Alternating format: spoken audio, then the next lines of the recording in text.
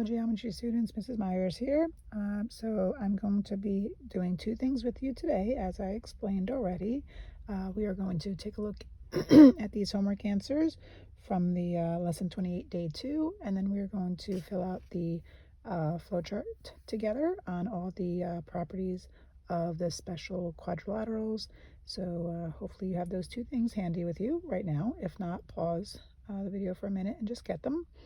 All right, so anyway, so let's get started with the homework assignment. So the first grouping of questions, 1 through 6, they're all together. It starts off telling you that the measure of angle 1 is 37 degrees, right? So we're going to fill that into the diagram right here. Here's the measure of angle 1, which is 37 degrees. And notice the word explain, so that means you need to put some words in there. All right, so the first thing we start is with angle 2. So if you remember, because this is told to you to be a rectangle, okay, so that's important, so it's to be a rectangle, all these angles, pardon me, are 90-degree angles. So what that means is that angle 1 plus whatever angle 2 is going to be a 90-degree angle, okay? So we're going to write here, okay, we're going to say all angles of a rectangle are 90 degrees. And then all we got to do is go 90 minus 37, and that gets us 53 degrees as our answer. All right, so let's fill that in. And then from there, we want to get the measure of angle 3. Okay, so what we know is in this rectangle, these diagonals are congruent and they bisect each other. So all 4 of those pieces are exactly the same, which means that this 53-degree angle is the same over here, another 53-degree angle, because this would be an isosceles triangle. And then that would make this angle be the same as the 37-degree angle right up there, okay? Now also you could stand to reason that because these would be vertical angles that would be congruent to each other here, that these two identical triangles are congruent triangles, so of course that 37 means that this would be 37 degrees as well. All right, so anyway, it's kind of like the same reason works for both of these. All right, so now angle 4. So we already talked about how this is an isosceles triangle here. Well, this is an isosceles triangle as well. So I'm going to just put that reason right there. So it's an isosceles triangle. So that means that angle 3 and angle 4 are base angles, right? So angle 3 and angle 4, these are base angles of an isosceles triangle, and they are congruent. So that's another 37-degree angle right there. And then, well, we might as well just get angle 6 right away, because 3 and 4 and 6, these 3 measures together have to be 180. So right now with angle 6, we can say that we have the triangle sum theorem, and it's just basically what's 37 and another 37, that would be 74, and 180 minus the 74, and there's your 106. Okay, so we now have angles 5 and 6, 5 and 7 to get. Oops, I just put that in the wrong spot. Sorry about that.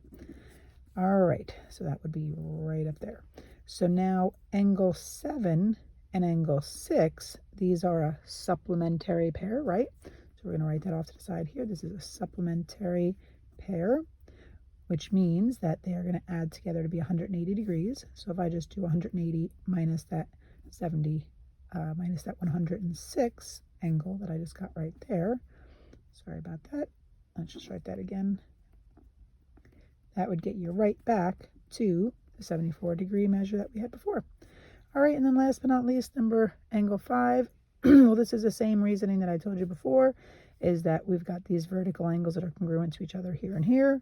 So these two triangles are congruent triangles to each other, and whatever the measure of angle 2 is exactly the same, because corresponding parts of congruent triangles are congruent. So this would be another 53-degree angle. Okay, so hopefully that was understood by all for those first 6 questions. And now let's move on. All right, so we still know that we've got ourselves a rectangle, and we're going to take a look at each of the sets of information that's given to us and see what kind of an equation to write. So first thing we're told is the length of RZ and the length of ZS. So remember, since the diagonals are congruent and they bisect each other, all 4 of those pieces are equal. So that just means that this length of 3x plus 8 equals the length of 6x minus 28. Because again, RZ from here to here is the 3x plus 8, and ZS from here to here is the length of 6x minus 28. And all we got to do is just minus the 3x from each side. So 8 equals 3x minus 28. We're going to add the 28 to both sides. All right, and that's going to give us 36 equals 3x. Divide by your 3, and there's your x equals 12. All right, moving right along, we now know that RT is a length of 5x plus 8, so it's from R to T. And RZ is a length of 4x plus 1, so that's here. Well, remember we talked about this in class. We were saying that, that since these two pieces are congruent, that whatever you've got for this length of RT, all you got to do is cut it in half, and that gives you the length of RZ. Problem is, if I look at RT, I don't necessarily want to cut that in half, because, 8's easy to cut in half, but 5, you don't want to put a decimal.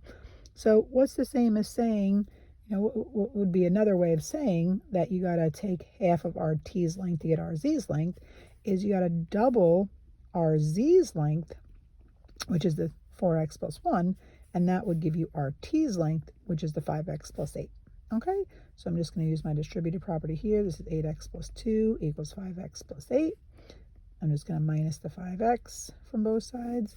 So that's going to give me 3x plus 2 equals 8.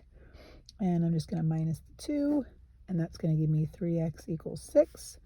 Divide out your 3, and there is x equals 2. But that's not the end of the question, because it says what's the length of ZT. So ZT being the length for RZ means that you will do 4 times your x value of 2 plus 1 more, and 8 and 1 makes 9, and that is your final answer. Okay, so you want to box that in, and then here that would be boxed in. All right, moving right along. Now we have the measure of angle SUT is 3x plus 6, so SUT, that's this angle right in here, that's 3x plus 6. Angle RUS, so RUS, that's right next to it right there, that's 5x minus 4, so we did one just like this in class. And what do we know about all 4 angles of a rectangle? They're all right angles. So that means if I take the measure of 3x plus 6 and add the measure of 5x minus 4 to it, it'll give me that 90-degree total. So 3x and 5x is 8x. Positive 6 minus 4 is plus 2. Minus the 2 from both sides.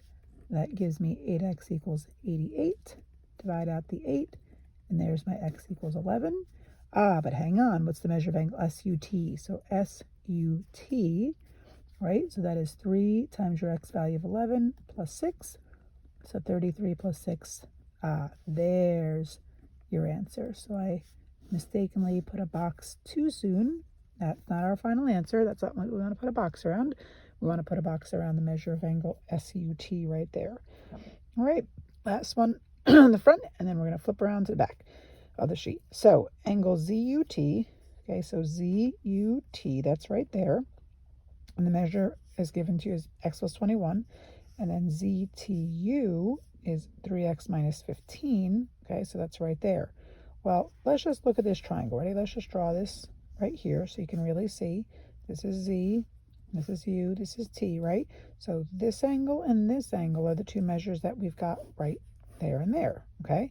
Well, see those markings that I have, right? All 4 of these pieces of the 2 diagonals are congruent because we got ourselves a rectangle, and that means that this is an isosceles triangle. Well, across from those congruent sides are congruent base angles, so that's the same. X plus 21 equals 3x minus 15, and I just got to solve this equation. Okay, so hopefully everyone's real good at solving that. And x equals 18, but hang on, we got to check and see what we're asked to solve for. So the measure of angle UZT. So UZT, that's this angle right here. So what do we know about 3 angles of a triangle? We know they add together to be 180, right? So we got to take this x equals 18 and we got to put it in and see what these measures are. So x plus 21, 18 plus 21, so that angle's 39 degrees right there, okay? Now, of course, we know that this is going to be 39 as well. We could double check it and just go 3 times 18 minus 15. So this is 54 minus 15, and then lo and behold, sure, we get that same 39. So what does this measure? Well, 39 and 39 make 78, and all three angles add to be 180. So there is our final answer for the measure of angle UZT to be 102 degrees. Okay, always make sure you pay attention to what's being asked of you, right? See what you're trying to find? So sometimes you just solve the equation and you're done. Sometimes you got to go further. All right, let's take a look at the back of the sheet. Okay, so now in this first diagram here, we are told that this is a rhombus. Okay, so those are not the same properties as what we were just dealing with the rectangle. Now it's still a parallelogram, so all the parallelogram properties are still being used here. But this is not a rectangle, it's a rhombus, so we've got different properties. So let's see what information we've been given. So AE, from A to E is 8, and what's A to C? Well, since this is still a type of parallelogram, the diagonals still bisect each other. So AE is the same length as EC. Well, if AE is 8, then EC is also 8. So AC is simply double the 8, and there's your 16, and that's it. Okay, so that's easy. The measure of angle CEB. So CEB, well, remember, the diagonals of a rhombus are perpendicular, so that's just a straight up answer of 90. Nothing else to do except to just know that. Then it says the length of AE, so A to E is 3x minus 1, and A to C is 16. Well, that's what we were just talking about before, okay, how the diagonals still bisect each other because it's a type of parallelogram. So since AC is 16, it's really easy to take half of the 16 and get 8, and we can just say that the 3x minus 1 is equal to 8, right? Because AE's length is half of AC's length, right? So if AC is 16, then half of that for AE has to be 8, and now we could just write that equation, add your 1, divide by your 3, and then that's it. And notice how this says find x, so you're all set. All right, next, the measure of angle CDB. So CDB, so that's this angle right in here, that's 6y. Now the measure of angle ACB, so ACB, that's this angle right here, that's 2y plus 10. Now this is probably one of the trickier ones of the homework assignment, okay? So this angle right here, ACB, is the exact same measure as ACD. Because remember, in a rhombus, the diagonals bisect the angles. So these two angles are exactly the same. So if this is 2y plus 10, this is also 2y plus 10. Well, if we look at this triangle right here, okay, see triangle CED, you know that that angle is a right angle. So what do we know about three angles of a triangle? We know they add to be 180, so we can take this measure of, it's on the radio too. We got this measure of 6y, and we can add to it, okay, this measure of 2y plus 10, and add the 90, and that's going to give us 180. So we just do 8y plus 100 minus the 100. 8y equals 80, and y equals 10, and it just says find y, so we're all set. All right, so now I am on to the last one from this diagram. All right, so this is going to be AD equals 2x plus 4, so that's right there. CD equals 4x minus 4, which is there. Well, in a rhombus, all these sides are congruent, so all I got to do is go 2x plus 4 equals 4x minus 4, and I'm all set. Okay, and I'm just going to add the 4 at the same time to get 8 equals 2x. Divide out the 2, and there's your x equals 4. And again, it just says x, find x. All right, coming to an end here. Okay, now we got a square. So remember, a square is a special type of rhombus and rectangle at the same time, and parallelogram. So every single property that you think to use, that can be used here, okay? So what's the measure of angle KPZ? Okay, well, first of all, I know that the angle PKZ is 90, okay? And I know that since this is a square, which is a type of rectangle, all these angles are 90s. Oh, and actually I didn't even really need to talk about how this is 90 because I know that these diagonals bisect the angles. So basically it's just half of the 90 and there's 45. So that's that answer. Then we've got ry is 7 square root of 3 and find yz. Well, since it's a square and a square is a type of rhombus, all the sides are the same. So yz is just that same 7 radical 3 and that's it. And then we've got Rx is 4y plus 1. That's from here to here. Rz, so that's the whole diagonal, is 7y plus 14. So we already did one of those before. We just have to double the length of 4y plus 1, double the length of Rk, and that will give us the whole diagonal of 7y plus 14. So this is 8y plus 2 equals 7y plus 14. And then I just minus the 7y minus the 2. You can do all this at the same time if you'd like. So this is just y equals 12. Now it says find the length of py. So this diagonal of py is the same as the other diagonal of rz. So if rz is 7y plus 14, then I go 7 times the y value of 12 plus 14. So it's 84 plus 14, which is 98. And there is your py. All right, so hopefully that is understood by everybody. So you've got to make your corrections. All right, hopefully you are doing them as I was going through this, and you're going to be submitting your corrections to your homework for me on this post here in Google Classroom. All right, and now the next thing to do, if you could either take out a piece of loose leaf paper as I am, because I forgot to actually bring the sheet with me to have typed out. But anyways, if you have it printed out, then you could just go ahead and use the printed out form. Okay, so this is just your flow chart, and we've got 10 properties to jot down. So we've got parallelograms. Okay, and what are those properties? All right, so the first one is that the opposite sides, oh, and we should say both pairs, sorry. Okay, both pairs of opposite sides are parallel. That's the very definition of a parallelogram. Then we have the opposite sides in both pairs again. So let me actually start off by saying both pairs of opposite sides are congruent. Okay. Then we've got both pairs of opposite angles are congruent. And you know what? You can even use the symbol if you'd like, or write the word. Either way is fine. Then we've got the consecutive angles are supplementary.